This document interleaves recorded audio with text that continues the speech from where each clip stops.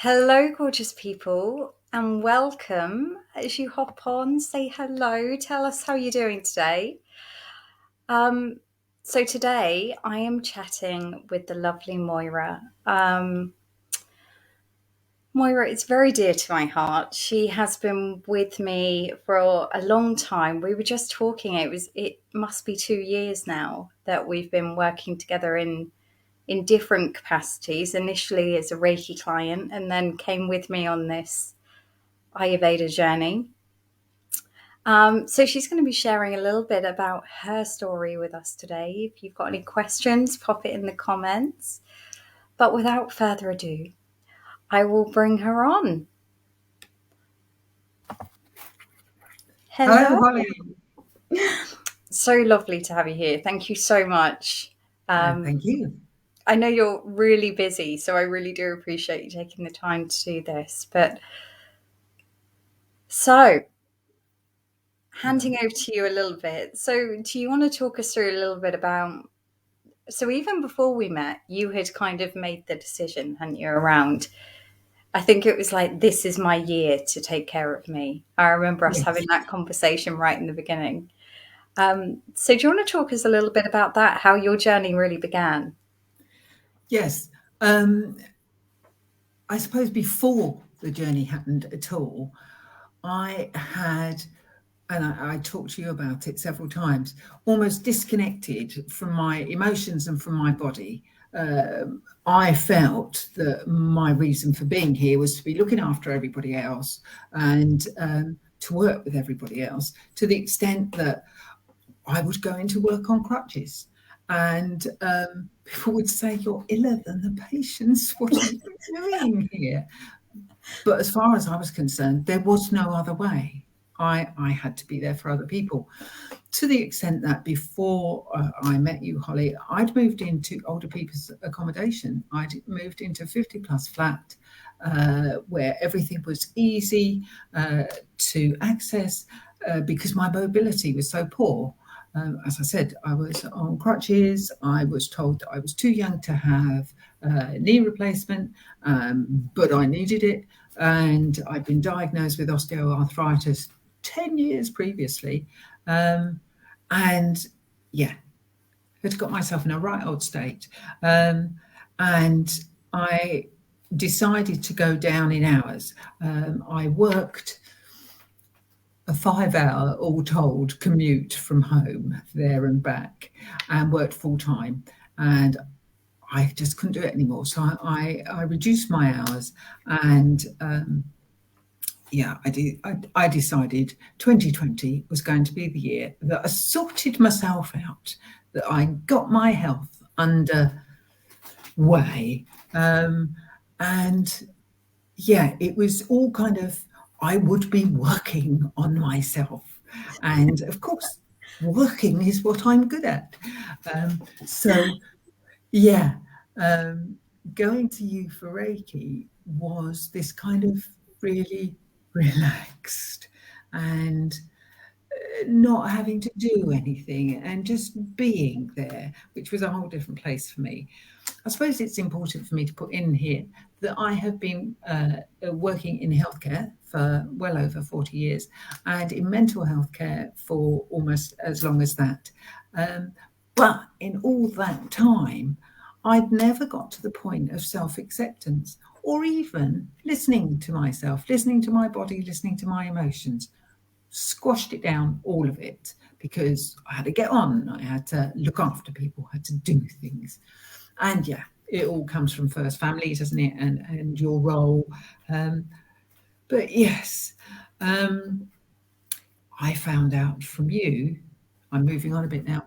I found out from you once I started working with you that my type is kapha. And people will be hearing lots about doshas when they're working with you. But I am heavily kapha. And heavily is an important word here because it is about being heavy, putting on weight the minute you see something to eat, never mind eating it. Kind of being slow around things and also keeping hold of things. And I've had 5 major bereavements in the last 15 years, could not shift out of the heaviness. Um, Two divorces, all sorts of other things, and just carrying that heavy burden all the time. Um, I was a single parent from my children were 3 and 5, and uh, working full time and doing a PhD at the same time, because let's not take it too easy. So, yeah, I didn't make life easy for myself in any way.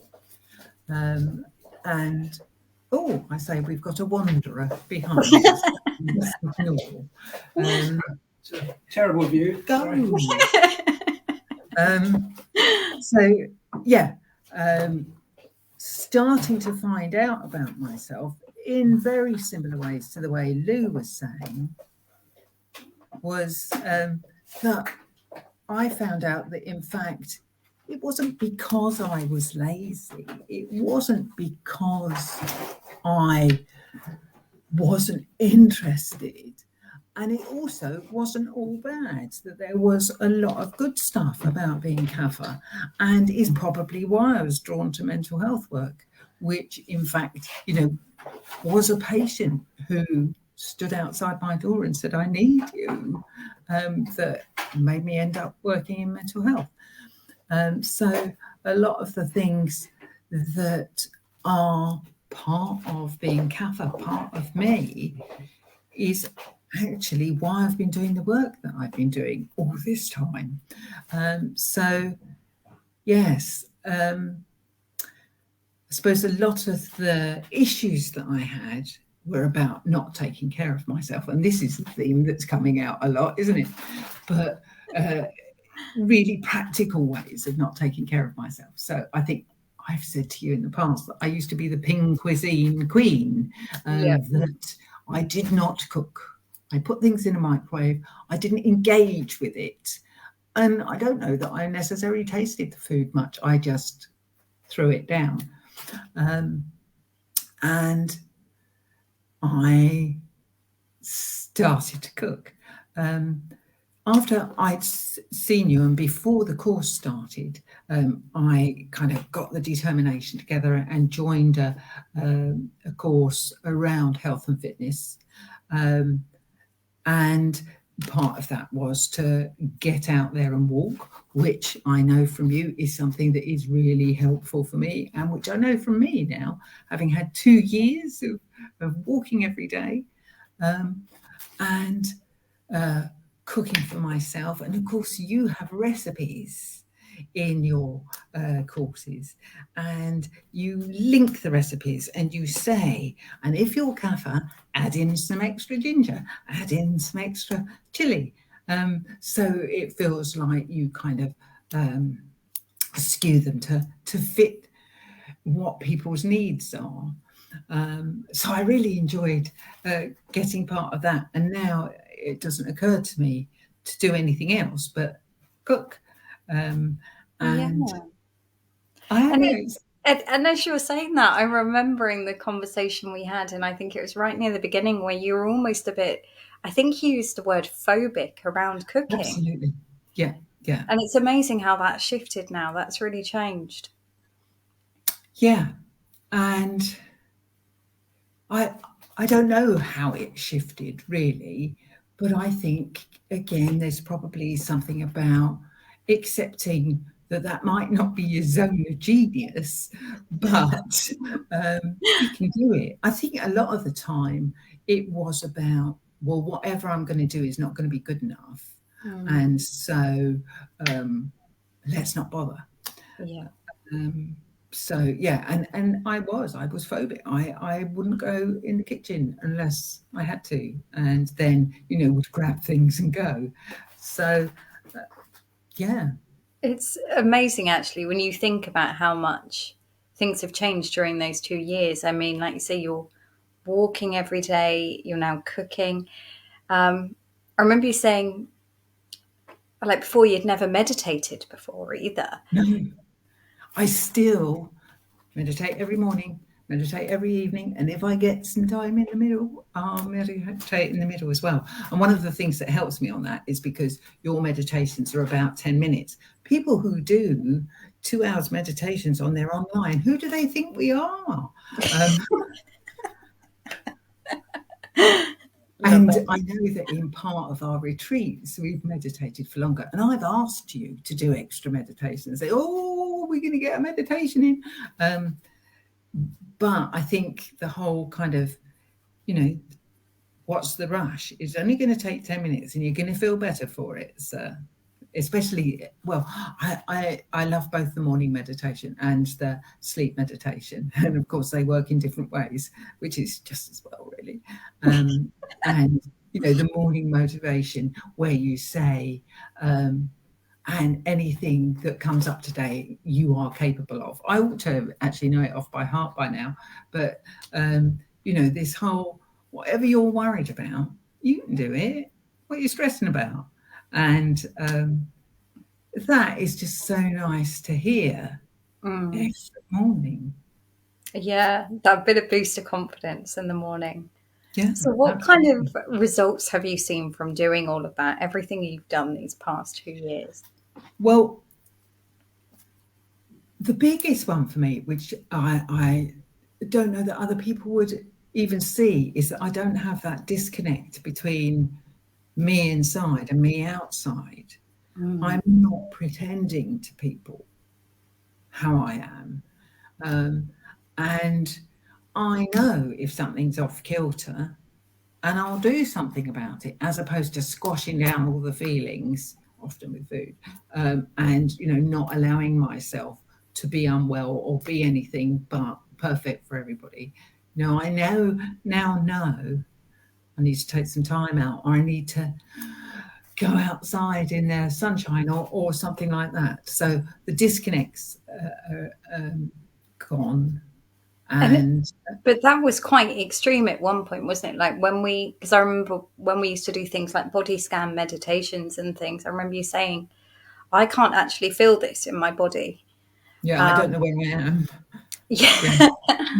But so that was like it was a really big disconnect, wasn't it? So that's amazing that you've now not only can hear what's going on for you and feel it, but do something about it, which is amazing. I remember when I first started Pilates, my Pilates teacher would say, you're all skewed round. And I'd say, well, I don't know where I am. And she'd say, right, well, pull this bit over here and straighten up that way. So, yeah, I've connected, which is nice. And I know that in the testimonial, one of the things that I said that had changed was my relationship with myself and other people. So my relationship with myself, which is totally overwhelming, is that I don't start from a place where I'm in the wrong. And, that's different. That if there's an issue, let's work it out, not what have I done now? Yeah. How have I made this wrong now? I used to dread yearly appraisals in my work. And it was ridiculous because every appraisal I ever had, they used to say, you're doing the work of 3 people or more. And I always felt I was going to get told off for not doing well enough. So, so accepting myself more, working on my relationship with my other half, who you saw wandering about.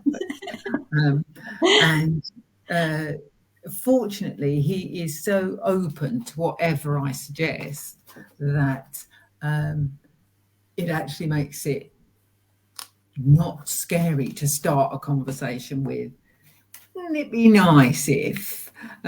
So, yes. And the big one, which is the big surprise that I haven't told you about so far, is, as you know, and other people might not know, my eldest son and I, for some reason, he decided that I ruined his life when I divorced his father. In fact, his father went to prison. but nothing to do with it. He never blames him. And we've had a very tumultuous relationship. And it got to the point where I was scared to hear from him because he would always be so angry, so abusive. You know, he's in his 30s now, but I'm very skilled at being angry and abusive. And it used to really worry me that he would have another go. And there was one time that you said to me, how would you feel if someone else said that, or something like that? And I thought, well, you know, anybody else who spoke to me like that, they'd be shown the door.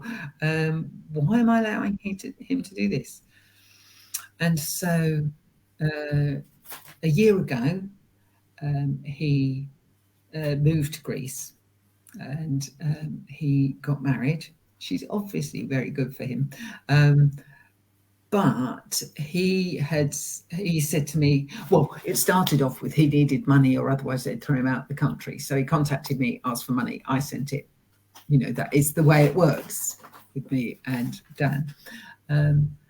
And then he's said, well, let's keep monthly contact. And we have been having great conversations. Wow. There's been no animosity. I mean, there was a point where I did say to him, look, Dan, and I'd been scared about saying that in the past because I thought, well, he'll never speak to me again. And I thought, well, he didn't speak to me much now. And actually, the way he speaks to me, I'll probably do better without. So I did say to him, you know, there's got to be a point where you realise that I can't undo whatever it was that you thought I'd done wrong.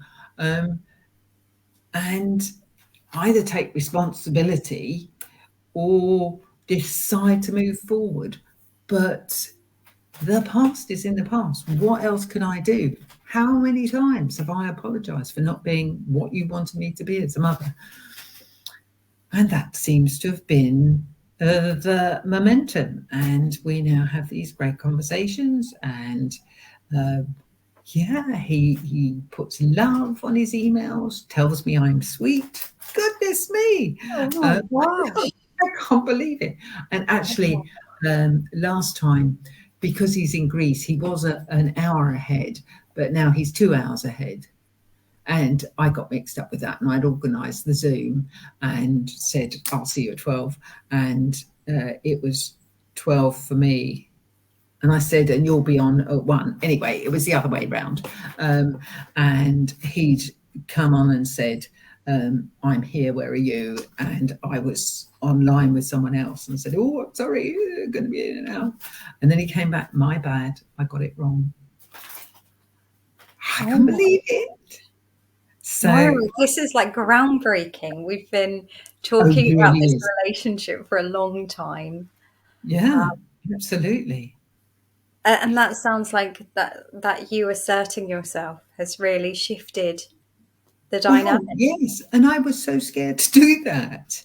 And yet that seems to have been what brought him up short, where he thought, well, yeah, am I going to carry on like this for the rest of my life? So yeah. Oh, I'm so pleased for you, lovely. I really am. Thank you. The other thing that I was going to say is that a lot of my health and fitness journey is about my grandchildren.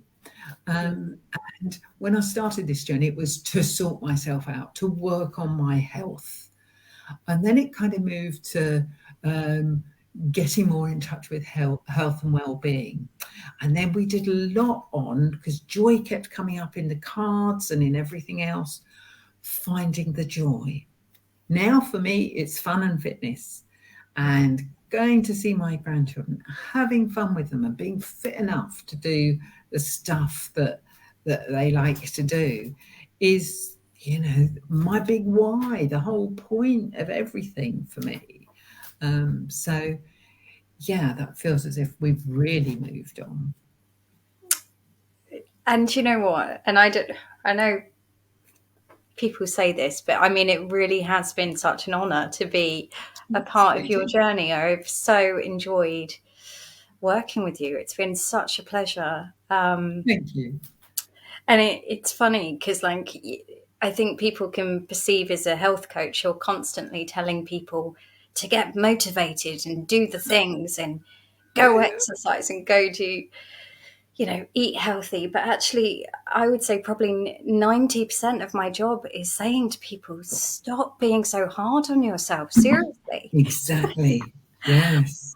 And I mean, to the point where you'd come to the,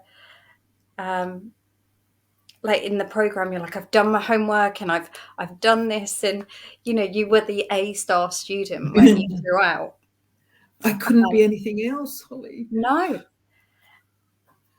But you didn't even appreciate that part of you, which I found so ironic, was that you were doing it initially from that place of not good enough. Yeah. And then slowly and do you know what? I say slowly, it wasn't that slowly. It actually kind of shifted bit by bit by bit fairly quickly to this place of, do you know what? I'm all right. I don't need to prove myself to anyone. And that's been so wonderful to watch. It really has. Thank you. And it's been great to just feel that movement in myself, because it's very hard living with a feeling that you're never going to come up to scratch. Yeah. And keep striving and then never feel good enough. And how does that help anybody? And least of all you, a lot of the time, because you'll end up, self-sabotaging or, like you say, pushing away the things you need. So you talked, like, at the beginning of your journey, being on these crutches and your mobility being an issue. So where are you now then? How's that all changed? So I do a couple of hours walking every morning. I go out at 6 and I love watching the sunrise. And I've made lots of friends amongst the dog walkers, and particularly the dogs, who do feel sorry for me because I haven't got a dog, so they join me. And I look forward to all of that. And of course, that was the sentence that you did about not I should do it, but I choose to do it. And when I wake up in the morning, I think, it's blowy, but I choose to give it a go. If it's too blowy, then I'm not doing it, but I'll choose. And of course, once you're out, you think, well, I'm wet already. I might as well keep going. So yes, and I do the Pilates, which I was doing anyway before my mobility. So, and the Pilates ladies are very good, and they'll say, you're walking with a bit of a limp. What happened there? And help me sort things out. But I mean, most of the time, people wouldn't really know that I had mobility problems. My problem if I sit too long, I get stuck. So, keeping moving is really useful.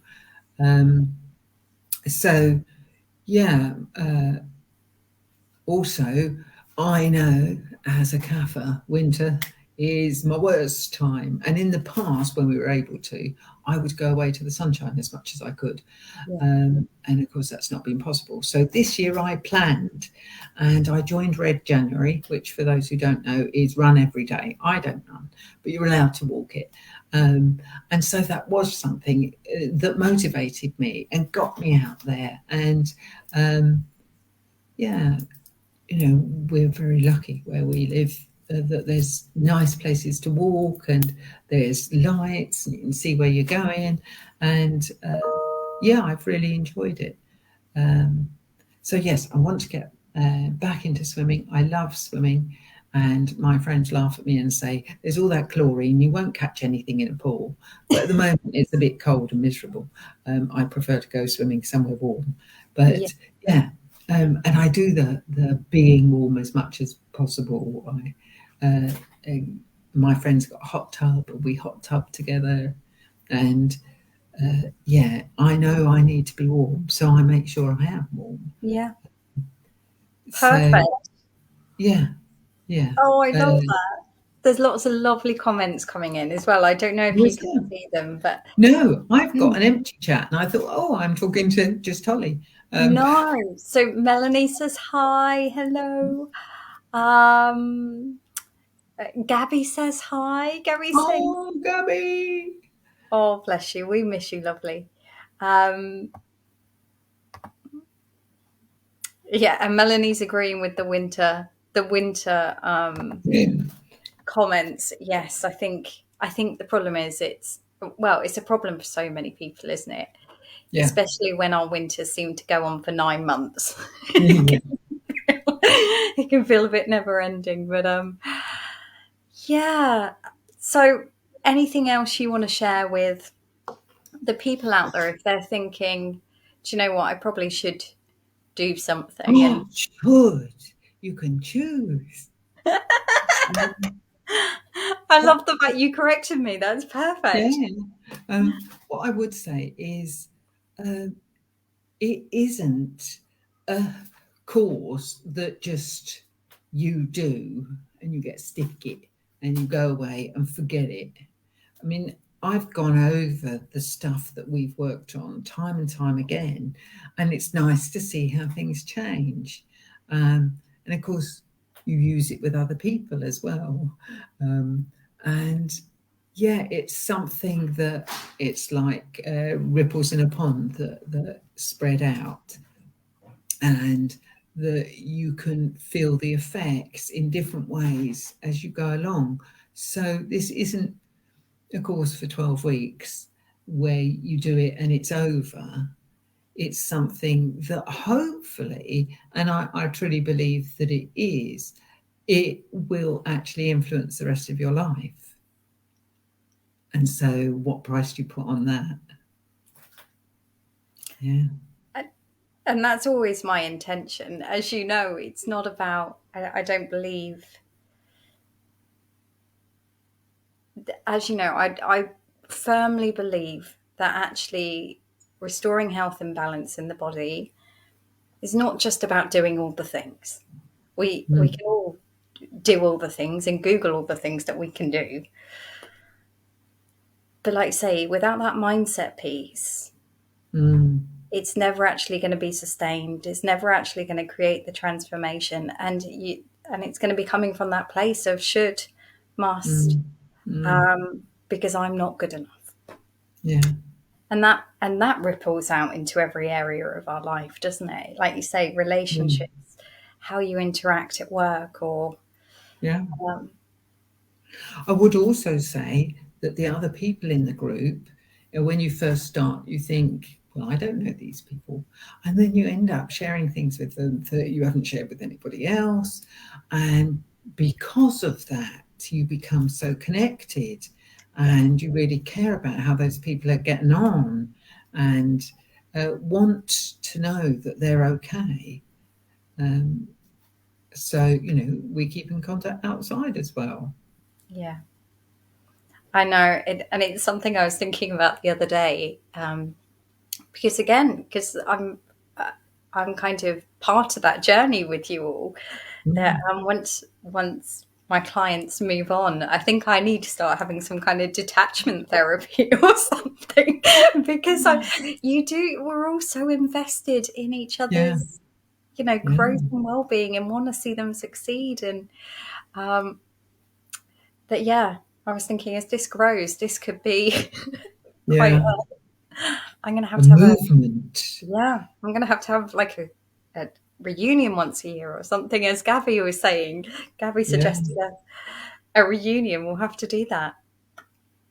Mm, Melanie said, "Do you get a certificate for this course?"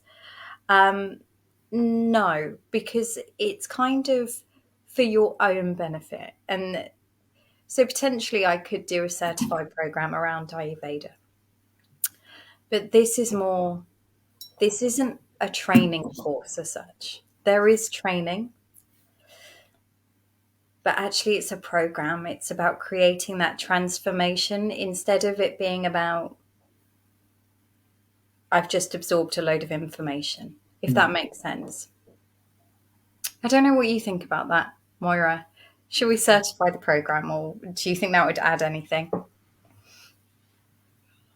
I think there's a possibility of doing an offshoot, which is certificated, but because I obviously work with students in a university who are there for a reason and getting their certificate, that sometimes makes people focused on that certificate outcome and not on how the work is affecting them. That's a my really thought. good point. Other people might have different thoughts. No, it's a good point actually, and just thinking of it as someone that's very pitter. When there's a certificate, I like Yeah. a certificate. I do, but I like to do the tick, tick, tick, tick, so I can get the certificate rather than, okay, let's just sit with this. That wouldn't be me in a certified program. But no, it's a good point, Melanie. Well, I'll think further on it. I will. Okay, thank you so much for coming You are on, welcome. and thank you so much for allowing me to be a part of your journey. It really, really has been an honour. I've loved every second.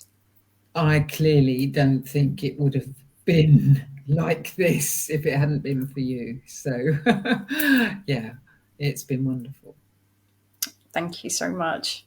You always make me want to cry, Moira. I think it's because I know I've seen every step along Yeah. that journey, and it just. But it's so lovely to see you. Thank you so much, lovely. And we will have to catch up soon. Yeah. Yeah. Down at the beach, maybe. Definitely, for a walk. Yeah. Okay. Thank you all. Just to say, doors close on Sunday evening. So you still have a few days to sign up to join us.